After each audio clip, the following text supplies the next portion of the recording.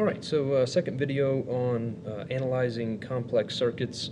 The first video we talked about how to find the simplest circuit, and that's really key to finding, to doing step one here. We'll get into these steps in just a second. Now, analyzing complex circuits are a little bit more detailed than these 5 steps I have here. If you go into your notes on Canvas, you will see notes that look strikingly similar to these, and they give very detailed descriptions on how to do this step by step through the process. So if you get lost, go to I think it's section 6 notes, and I have all these detailed out here. But it's very good to understand, at least at a high level, or to have something that's easy to remember. I don't expect you to memorize 5 pages, 4 pages of notes here, but I do want you to have a memory that is just a few things, a structure, if you will, for how to work these, so that you can carry with you into testing or while you're working these problems. So at a really high level, we want to find the total resistance if possible. There's going to be rare cases where we can't find the total resistance at first. We're going to have to do some other things. But by the time we work enough of these and you understand your rules for series and rules for parallel circuits, those will come second nature. But in general, find the total resistance if possible. Once we have the total resistance, we're typically able to solve for the remaining totals. And so just to kind of walk through here on this diagram, so we're going to find our RT, okay, that's step 1. And then we're going to solve for the totals, just like we did in the regular series and parallel circuits. We're going to solve for whatever the unknowns are, and in this case it'll be these two because I already have ET. And then we're going to carry some information through the circuit, just like we did on series and parallel circuits, but it's going to be dependent upon what circuit we run into first. If we run into a series circuit, we're going to carry our current forward because current is constant in a series circuit. If we run into a parallel circuit first, then we're going to carry our voltage forward, and so on and so forth. Once we carry that information forward, we're just going to do some math. We'll have 2 out of the 4 variables. We're going to do the math that we can, get all of those variables, all of those other variables, and then we're going to repeat. We're going to carry some information forward back through the circuit and then do some more math, and we're just repeating those steps until we have this entire block filled up. Which seems kind of simple, laying it out in 5 steps, but there's a few nuances to the complex that I'm going to show you that makes it really easy to do this. Okay, so you can pause the video, write all this stuff down to refer back to as we're working through this. But we're going to work this circuit right here. So step 1 said find the total resistance, and so like in the previous video, we have to find our simplest circuit first to be able to find total resistance. Let's see if I can focus just a little better here. We have to find the simplest circuit first, and so hopefully from the last video you can see that this is the simplest circuit. It is a series circuit, and so we could not get this parallel circuit without first knowing the value for this series circuit, and we could not get this series circuit here without first knowing the value of the parallel. So that's kind of how we're going to walk through this. So this series circuit is R3 in series with R4. And so our rules for series circuit say that the total resistance of this series circuit is just R3 plus R4. And so the trick I'm going to do here is I'm going to write that right here. I'm going to call this RT prime, and so let me sketch it in. All right, I have to start it where that circuit leg starts, which is up here, and I have to end it where that circuit leg ends, which is down here, and then I can call it RT prime, and it has a value of R3 plus R4, or 3 plus 2, and so 5 ohms is that value of RT. Now I'm going to write that out over here, and we'll see why a little later in the video when we start working backwards. So RT is just R3 plus R4. And there's a reason I'm writing it like that and not putting the ohmic values in there. Very good reason. And so, all right, got that. We know it's R5. The second thing I want to do after writing it down like this is I want to account for it in my table. All right, that becomes very useful. A lot of students I see that have trouble with this don't commit to this process. They don't track their RT primes down here, and they don't write this out. Okay, if you write this out and then come down here and write in just RT prime and its resistance value of 5 ohms, and we'll see why later. Just trust me at this point. And that's it, first step done. Next we got to move on. So R3 and R4 are already combined into RT prime, and so I can just kind of cover those up, and hopefully at this point it's easy to see what our next circuit's going to be. It's going to be R2 in parallel with RT prime. Luckily these two values are the same, and so I can just divide by the number of resistors because it's parallel, and so 5 divided by 2 is going to give me 2.5 ohms for this entire circuit. And I can represent this entire circuit right here, not including this guy, but just this portion right here, as an RT. We'll call it double prime because it's the second one. And so we'll put this on here, RT double prime, and this represents this circuit right here. So I'm going to write it over here as RT double prime. And we find RT double prime by going 1 over 5 plus 1 over 5, that entire quantity underneath 1. And so when I look at this, I can, hey, that's the, I shouldn't have said 5 here. I should have said R2 and RT prime. Okay, not 5. R2 and RT prime. I want to keep them as their variable names, and we'll see why when we start working backwards.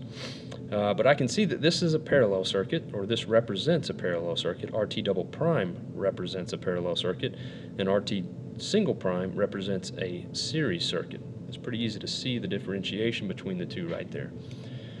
And then RT double prime has a value of 2.5 ohms. And now R2 and RT prime is all baked into RT double prime. It has a value of 2.5 ohms. Now I need to come down here and track that RT double prime. And it has a value of 2.5 ohms. All right, so since all of this kind of got baked into that one resistor there, I can cover all this up and see that I only have one path of current flow remaining.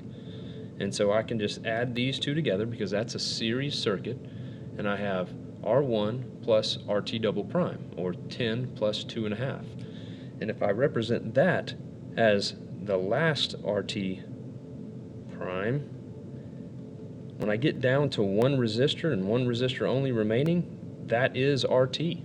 That is the RT value. So this is, in fact, RT. Not RT prime, not RT triple prime, just RT. And so RT, in this case, is going to be representing this series circuit of R1 plus RT double prime. So R1 plus RT double prime, and that's 10 plus 2.5, or 12 and half. I apologize. So our total resistance value for this entire circuit is 12.5. And so if we go back and look at our kind of high level things here, find the total resistance if possible. Hey, found the total resistance, got that checked off. Now solve for the totals. Okay, we know how to do that. That's just E equals IR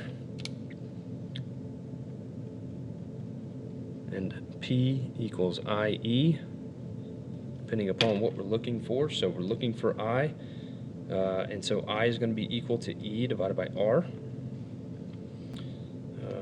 E divided by R,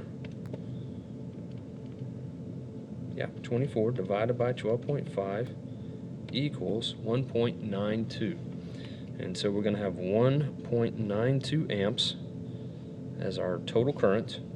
And again, if we're trying to describe what this is, that is all of the current flowing out of the battery. Okay, we're not going to have any more or any less current flowing out of the battery. It's that amount of current right there. Looking for P, then we're going to take I times E, and so it's 1.92 times 24 is going to give me 46.08 watts. You know, as long as you're holding three significant figures, you're good. Let's go 46.1 watts. And okay, we got all of our values there, all of our total values, solve for the totals, check. Now we're going to carry information back through the circuit. Now here's where everybody gets tripped up, so I'll try to go slow and show you how we're going to do this, okay? So previously, when we were dealing with just series circuits, we would carry the current forward, and we would just drop current all the way down here, right? And when we were dealing with strictly parallel circuits, we would take the voltage and we would just drop it all the way down here. The problem with that in complex circuits is that we don't have just series circuits and we don't have just parallel circuits. We have combinations of each. And so depending upon what we're dealing with in that particular moment is going to change whether we're using I or using E. And so how do we know? How do we know what we use? Well, we wrote these down for a reason. And so we started up here. So this was the first one we wrote down, this is the second one we wrote down, and this is the third one, and the last one we wrote down. And so since we started at the top and went to the bottom, now we want to start at the bottom and work our way back up to the top. And so RT is represented by R1 in series with RT double prime. So that's a series circuit. And in series circuits, current is constant. And so I'm going to move current because this represents a series circuit, and I'm going to move the current from RT, which the current running through RT, and I'm going to move it to R1, and I'm going to move it to RT double prime.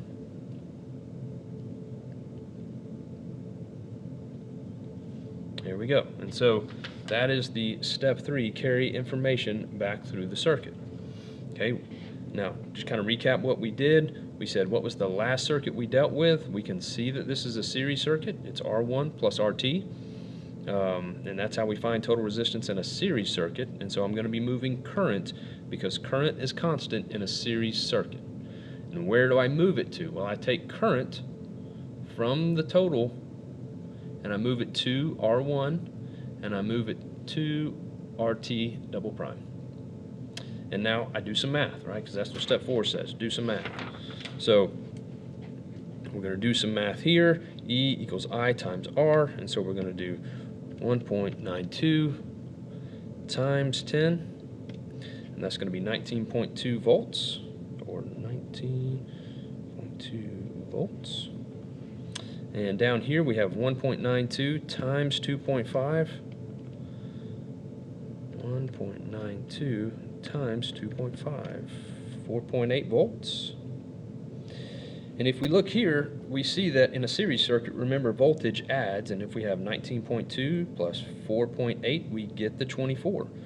And what this means is that there's this much current coming out of the battery. It runs through RT prime, or RT double prime, through R1 and back to the battery. Okay. Well, hey, we've done math. We'll go ahead and do power, just to say we did all the math. So 19.2 times 1.92 equals, we'll say 36.9 watts. And then 4.8 times 1.92 equals 9.2, or 9.22 watts. All right, and so looking back here, we've done some math, and then step 5 says repeat steps 3 and 4 until all values are known. So step 3, carry information back through the circuit. All right, so we've dealt with this one, right? We just moved values there. Well, now where do we move and what do we move? What do we move and where do we move it to? Well, we look, this next one right above it says RT double prime, so we're going to be moving something from RT double prime. What are we going to be moving? Well, this represents a parallel circuit, and in a parallel circuit, voltage is constant. So we're going to be moving the voltage from RT double prime, and we're going to be moving it to R2 and RT prime. And so we take this voltage and we move it to R2 and RT prime. And once we're done moving it to all the places we need to move it to, now we just do math, right? That's step 4. And so E divided by R is going to give me my I, 4.5 divided by 5, is 0.96 amps. And it's going to be the same down here because we have the same values. So this is 0.96 amps. And finding our power values, we have 4.8 times 0.96 gives us 4.6, we'll call it 4.61 watts. Again, 4.61 watts. Okay, done all our math. Now what do? Well, we've done this one, so we can kind of check it off. We go up here and say, well, we're going to move something from RT prime, and we're going to move it to R3 and R4. Well, what do we move? Well, this represents a series circuit, right? It's just additive. And so we're going to take the current, because current is constant in the series circuit, and we're going to move it from RT prime, which is here, and we're going to move it to R3 and R4. So we just move it. We're taking this value and moving it to here, R3 and R4. And finally, we do some math. And so I times R is going to give me my E. 0.96 times 3 is going to give me 2.88 volts. 0.96 times 2, 1.92 volts times, let's get our power, so 2.88 times 0.96 is going to give me 2.76 watts, and then this is 1.92 times 0.96 watts, 1.84 watts, and there we go, we're finished.